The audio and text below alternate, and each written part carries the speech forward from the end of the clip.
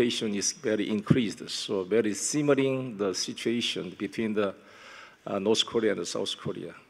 Recently, the United Nations Navy, United States Navy, and the Korean Army, the combined military drills is now implemented. So North Korea very stimulate and provocate.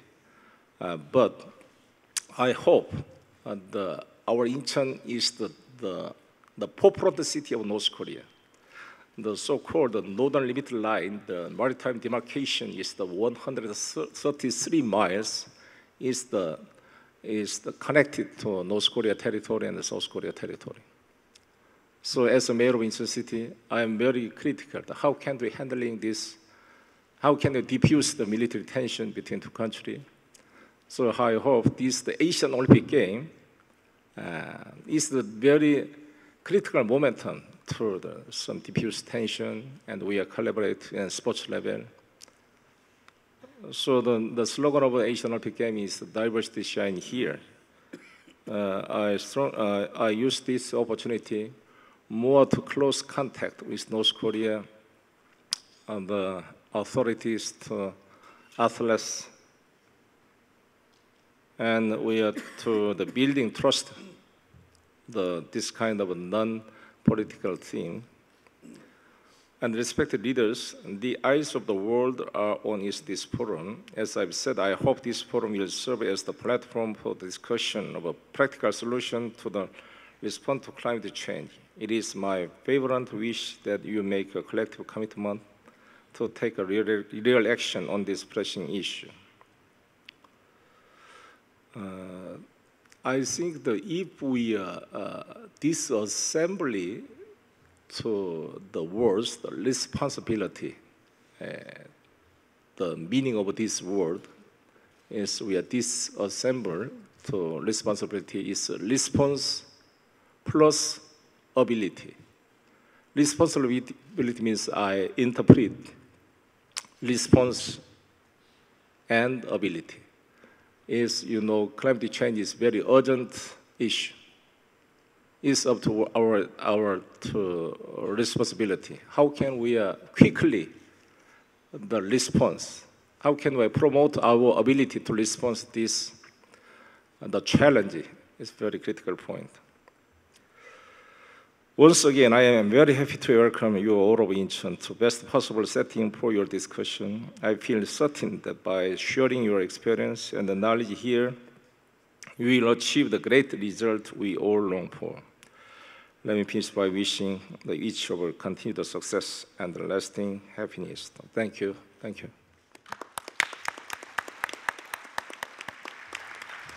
Thank you very much. That was the mayor delivering us the pride of the citizens and also giving us some things to think about during the forum. Next, the co-representative of Climate Change Forum of the National Assembly, Congressman Kim Sung-gun, will give us his congratulatory remarks. Ladies and gentlemen, please welcome him with a big round of applause.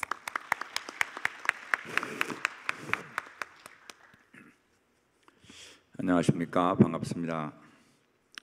Excellencies, honorable speakers, and ladies and gentlemen, I sincerely congratulate the Asia-Pacific Climate Change Adaptation Forum 2013, which brought 500 international and national policymakers, scholars, and experts on climate change adaptation. Recently, our globe has been facing natural disasters caused by unprecedented extreme meteorological events. Asia and the Pacific is one of the regions which are the most vulnerable to such disasters. Although we are experiencing various effects of climate change in our everyday life, not many people seem to be well aware of climate change. We all know the climate is changing, icebergs are melting, and polar bears are losing their lives, but we don't know exactly how to respond to such changes. Distinguished speakers and honorable participants, at this juncture, I believe your role is very significant. Scholars should study harder to provide sound foundation for policymaking. Government officials must develop more effective policies, and experts have to provide useful guidance and advice for climate change adaptation. Last but not the least, participation of all levels of society must be encouraged. I myself, as a co-chair of Climate Change Forum at the National Assembly of the Republic of Korea, has been trying hard to raise awareness of climate change among the National Assembly members, as well as the general public. From now on, I will work with my colleague harder to raise awareness and mainstream climate change adaptation in my parliamentary activities. Once again, I cordially congratulate the Asia-Pacific Climate Change Adaptation Forum 2013, and my special thanks to each and everyone who made every effort to realize this successful forum. I look forward to your keen interest and enthusiastic participation. Thank you very much. Thank you very much. That was Congressman Kim Sang-gun giving us our first congratulatory remark of the opening ceremony. And we're now moving on to the second congratulatory remark. It will be delivered by the Deputy Director General of Ministry of the Environment of Japan, Nobutoshi Miyoshi. Please welcome him with a big round of applause. Thank you very much. Good morning. Dr. Byung-wook Lee, President of Korea Environment Institute, Mr. Yong-gil-son, Mayor of Incheon Metropolitan City, and Dr. Song-gun Kim, Member of the National Assembly, distinguished guests, ladies and gentlemen. I'd like to express my sincere appreciation for inviting us to this forum. It is a great honor and pleasure to welcome everyone to this forum. This is the South Asian Pacific Climate Change Adaptation Forum, and for the first time, this forum is convened outside of Thailand. I'd like to express my sincere gratitude to KEI, KACCC, and the Ministry of the Environment of the Republic of Korea for hosting this important and timely event in Korea. I would like to further extend my appreciation for the cooperation extended by the Incheon Metropolitan City and the Korean International Cooperation Agency, as well as to our old colleagues since APAN's founding, UNEP, IGES, RRC, AP, and ADB. I would like to also congratulate the initiatives of the Republic of Korea in the environment field, including the establishment of the GGGI at the Rio +20, the decision on hosting the Green Climate Fund, GCF, at COP18 in December 2012, and many others. Japan would like to collaborate further with the Republic of Korea. 2 years have passed since the unprecedented Great East Japan earthquake on March 11th. I'd like to take this opportunity to express our sincere gratitude for the valuable and generous support from all over the world. Japan is working steadily towards reconstruction. We have learned a lot from this disaster and would like to share the experience with the region also in light of the area of adaptation to climate change. Networks such as APAN are essential for addressing adaptation. APAN was established as a network for the Asian Pacific region under the Global Adaptation Network, which was proposed at the COP15 in Copenhagen in 2009 by UNEP. Post the Cancun Agreement at COP16, interest in adaptation has further increased internationally. The Asian-Pacific region is especially vulnerable to climate change with a strong need for adaptation. APAN has drawn remarkable attention under these regional and global circumstances. The forum, as part of the activities conducted by APAN, provides a platform for the exchange of knowledge and the opportunity to share and learn from experiences among different stakeholders from the region and beyond. It is certain that this forum has significantly contributed to the development of the adaptive capacity in this region. Based on the achievements since its establishment, Japan expects APAN to be a stable promoter for improving adaptation capacity in the region. Countermeasures for tackling climate change, which cover both mitigation and adaptation, are being put forward these days. I hope to see increased activities in this area by APAN.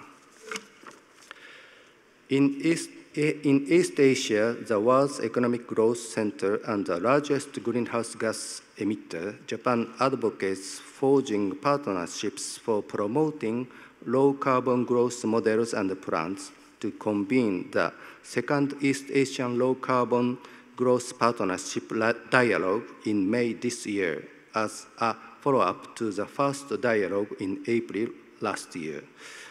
Besides mitigation, establishing a resilient society is also important, and Japan would like to consider collaboration with APAN activities on this. Regarding loss and damages issue, it was decided to establish institutional arrangements such as an international mechanism in coming COP19. Japan would like to organize the Asian-Pacific meeting focused on loss and damage and adaptation this summer and expects APAN's role as a knowledge-sharing network to contribute to this international effort. I wish this forum every success and look forward to many fruitful discussions and productive results from all participants. Thank you very much for your kind attention. Thank you very much. That was a congratulatory message given by the Deputy Director General of the Ministry of the Environment of Japan. Now we're moving on to the final congratulatory remarks, and it will be delivered by Mr. Keith Alverson, the head of Climate Change Adaptation and Terrestrial Ecosystem Branch of United Nations Environment Program, who will present the message of Achim Steiner, the Executive Director of UNEP. Ladies and gentlemen, please welcome him with a big round of applause. Distinguished co-panelists, ladies and gentlemen, let me begin by passing on the regrets from our Executive Director, Achim Steiner, that he is not able to be with us today. As you know, UNEP has been involved in the Asia-Pacific Adaptation Fora from the beginning, and we're very pleased to be here today. I'd like you to take a minute and remember the park that's just outside this building, Central Park here in Incheon, and think about its value. You don't buy a ticket to go into the park, you can walk in. It wasn't mentioned in the very interesting presentation from the mayor of the historical importance of Incheon as in World War II, the economic value, the value for sporting events coming up, but there was no mention of the park. Now, in fact, I would argue that none of these things could happen if that park were not there. Incheon, or the government of Korea, has spent a lot of money in reclaiming land to make Incheon a vibrant hub of the economy, to bring the United Nations here in some of the specialized agencies that were mentioned earlier. And all of those depend on the services that that park is providing for people who wish to do business, who wish to enjoy their lives here in Incheon. Now, the reason I bring that up is because in the challenge of adapting to climate change, we have the same conundrum. We would like to put in place mechanisms to build our resilience to climate change, to reduce our societal vulnerability to climate change. And often, in order to put those in place, we have to develop a broader understanding of the ecosystem benefits, the benefits of, for example, the mudflats here in Korea, but in other coastal ecosystems, coral reefs or mangroves, which help us to reduce our vulnerability to sea level rise and to related extreme events, including, for example, the tsunami that occurred 2 years ago devastatingly in Japan, but also storm surges and other extreme sea level related events. And the same is true for all of climate impacts.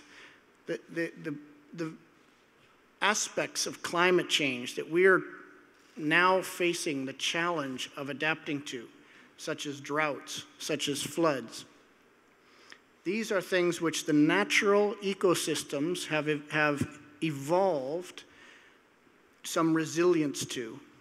It's also something that local communities have inherently a natural or a long-standing way of adapting to these kinds of climate variability. And it behooves us, as we think about some very effective engineering solutions, movable gates to protect our high-value coastal infrastructure, to also think about how nature can help us in our efforts to develop resilience to climate change.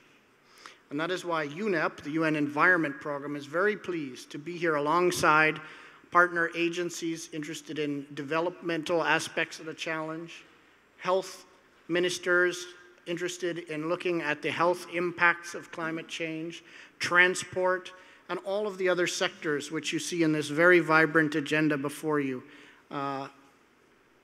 We look forward, therefore, to a very interesting conference and to hearing from all of you about how you are addressing the problems of climate change, adapting to them, and increasing the resilience of our societies in the face of this global challenge. Thank you. Thank you very much, and I would like to thank each and everyone who has been sharing their remarks and messages with us. And now, before we move on to the keynote speech, I would like to invite all the other distinguished guests to return to your seats. Ladies and gentlemen, please give them a big round of applause for all of their great speeches. Thank you very much.